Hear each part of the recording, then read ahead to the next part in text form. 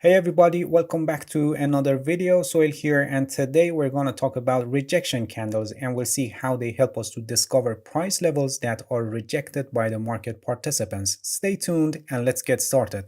A rejection candle shows rejection of higher or lower prices. It tells us that the market participants pushed the price in one direction, but then it was rejected. A rejection candle generally has a short body, a very small or non-existent shadow or wick on one side, and a long shadow or wick on the other side. The color of the body doesn't matter as long as it's short, but if the color matches the direction of the rejection, it's better. For this rejection candle with a long upper shadow, it shows us that in that time period, the bulls pushed the price up considerably, but at the end, the bears took the control and drove the price to lower levels somewhere near the opening price. This candle shows us that while the bulls were in command and pushing the price up, but these high prices were rejected. There were no interested buyers at these prices, and the selling interest increased suddenly and the price went down. This candle shows that buyers rejected these high prices. They saw it expensive, so the buying interest diminished at these high prices, and on the other hand, sellers saw it a good deal and started selling. This candle actually shows how the balance of power changed and shifted from bulls to bears and how the bears became the winner in that time period. This candle is generally considered bearish and it shows the possibility that the price is going to decline more. And for this rejection candle with a long lower shadow, we have the same interpretation but in the opposite direction. It shows that in that time period, the bears pushed the price down significantly, but at the end, the bulls took the control and drove the price to high levels considerably, somewhere near the opening price. This candle shows that while the bears were in command and pushed the price down, but these low prices were rejected. There were no interested sellers at these low prices, and the buying interest increased suddenly and the price went to higher levels. This candle actually shows that sellers rejected these low prices. They saw it very cheap, so not interested to sell, and on the other hand, the buyers saw it a good deal to buy, so started to buy. This candle actually shows how the balance of power changed and shifted from bears to bulls,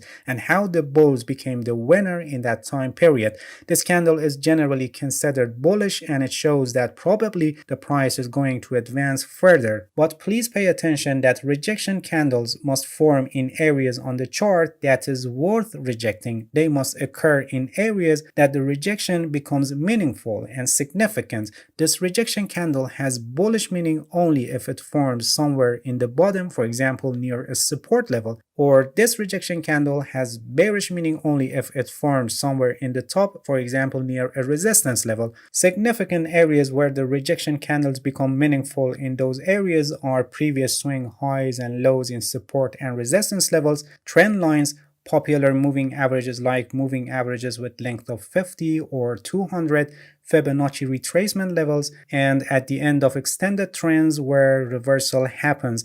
I'll explain them with examples later in this video. Please pay attention that as I described how a rejection candle looks like and what it means and how interpreted, we can have different kinds of rejection candles with their specific names and unique specifications.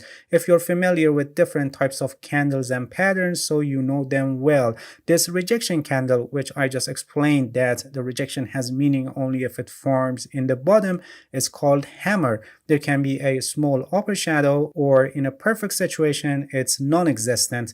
If the body is a doji with small upper shadow, it's called cross doji, and if there is no upper shadow, it's called dragonfly doji. And this rejection candle, which I just explained that the rejection has meaning only if it forms somewhere in the top, is called shooting star. There can be small lower shadow or can be non-existent in a perfect situation. If the body is a doji with small lower shadow, it's called inverted cross doji. And if there is no lower shadow, it's called gravestone doji. I have a complete course in 6 episodes about different types of candles and patterns and their specifications and interpretation. I also put the link in the description of this video and I recommend you to watch it later so you better understand how to analyze candlestick chart. Alright, now let's see some examples of rejection candles that form on different areas. As you can see on this chart, the price is in a trading range, moving sideways between these support and resistance levels. As I just explained, we must care about rejection candles that form in areas where it's worth rejection.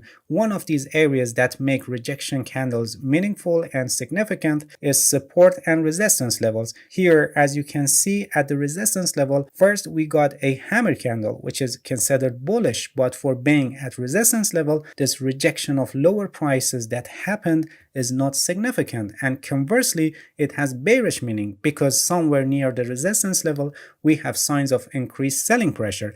The bears were strong that pushed the price down to this level, and this candle is called hanging man for being here near the resistance level. And after that we got a shooting star candle. The price went up, but at the end it was rejected. This rejection of higher prices that happen at resistance level is very significant, and it gives us the possibility that the price is going to decline. If you pay attention, a few candles later we got a cross doji, which shows rejection of these low prices, but because we are near resistance level, this rejection is not significant, and conversely it has bearish meaning, as I just explained, because somewhere near the resistance level we have signs of increased selling pressure. The bears were strong that pushed the price down to this level, and as you can see the price went down to our support level, and here at the support level a rejection candle formed. It's a hammer, and this rejection of lower prices that happened at support level is very significant,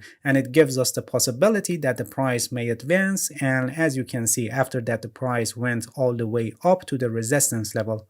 Another areas where the rejection candles become significant are trend lines. For example, in a downtrend, the downtrend line acts as a resistance level. So if near this trend line a rejection candle forms, I mean rejection of higher prices, the rejection is significant and we must pay attention to it. For example, here you can see that near this downtrend line we have a rejection candle. It's a shooting star. The price went up to higher levels, but these higher levels were rejected, and this is happening around this resistance level, which makes it a significant signal that the price is possibly going to decline. And here again at this resistance level another rejection candle formed. It's an inverted cross doji, and this rejection of higher prices is significant because it's happening near this downtrend line, which is acting as resistance level. And as you can see the price went down after that. We have the same situation for uptrends but in the opposite direction, and there the trend line acts as a support level, so rejection of lower prices near the trend line becomes meaningful and significant. Moving averages also sometimes act as support and resistance levels, similar to trend lines. So considering popular moving averages like moving averages with length of 50 or 200 is a good method to find out where the market participants show reaction. For example, here you can see that the price is in an uptrend with this moving average with length of 50 that is acting as support level, as you can see. So rejection of lower prices near this moving average is significant. You can see that here at the touching point of the moving average line, a hammer formed. The price went down, but it was rejected. So it's a signal that the price may bounce and advance in the direction of the trend. And here again near the moving average line, dragonfly doji formed, and it shows that these lower prices were rejected by the market participants. And as you can see, the price advanced after that. Another areas where make the rejection candles significant are Fibonacci retracement levels. As you know, Fibonacci retracement levels act as support and resistance levels, so having a rejection candle in those areas can help us to discover any possible change in the forces of buyers and sellers. For example, here as you can see the price was declining to this point and then started advancing, and you can see that the price went up to somewhere between 61.8% and 78.6%, and then these higher prices rejected and the candle closed lower than the 50% level. This rejection of higher prices is very significant, and it indicates that this movement is probably a correction or pullback and it's ending, and the price is possibly going to decline. And as you can see the price went down to this level. Also, rejection candles at the end of extended trends can show the possibility of reversal. For example, here you can see that the price is in an uptrend, and here we got a rejection candle. The price went up to these higher levels, but it was rejected. And as you can see, after that, the price changed its direction and a reversal formed on the chart. Please pay attention that entering only based on a candlestick pattern is not wise, and you should never rely only on candlestick patterns for your trading decisions, especially trades like this example that are against the direction of the market, because they have more risk and we need more confirmation for any possible reversal and any trading decision against the direction of the market. So always remember that candlestick patterns alone are useless, and you must use them in conjunction with other tools and concepts of technical analysis. Alright, that's it. Thank you for watching this video. If you have any questions, feel free to ask and leave a comment for me. I'll answer your questions as soon as possible. If you found any value in this video, please like it. Please subscribe to my channel if you haven't already, and hit the bell so you get the notifications of my new videos. See you guys in next video, and good luck with your trading.